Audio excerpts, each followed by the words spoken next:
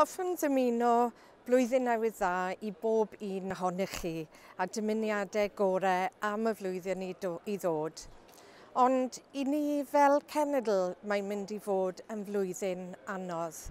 Dyn ni wedi gweld o araith y Prif Weinidog yr wythnos hon beth yw maint a her sy'n gwynebu ni fel mae Prydain yn trio gadael yr Undeb Ewropeaidd.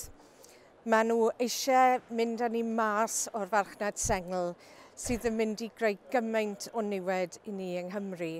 Dwi'n meddwl am y cymunedau sydd wedi derbyn gymaint o arian I ddatblygu, am y bobl ifanc sydd wedi teithio, yr arian I greu swyddi, am cefnglad ac amaeth, yr holl bethau yma sydd mor bwysig I ni yng Nghymru.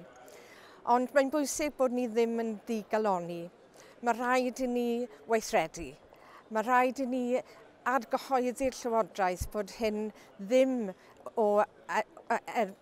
mwyn buddiannau Cymru, bydd e ddim yn dda I Gymru. A mae rhaid I ni gydweithio trwy Gymru ar bob lefel o Llywodraeth I gymunedau lleol.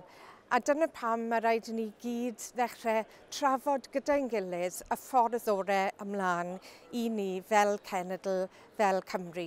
Achos mae gyda ni yr holl adnoddau, mae gyda ni yr gallu I adeiladu cenedl cryf.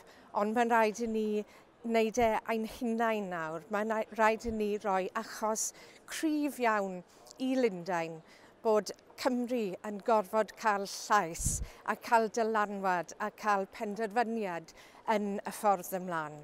Felly dwi'n edrych ymlaen at gydweithio gyda chi yn y flwyddyn I ddod.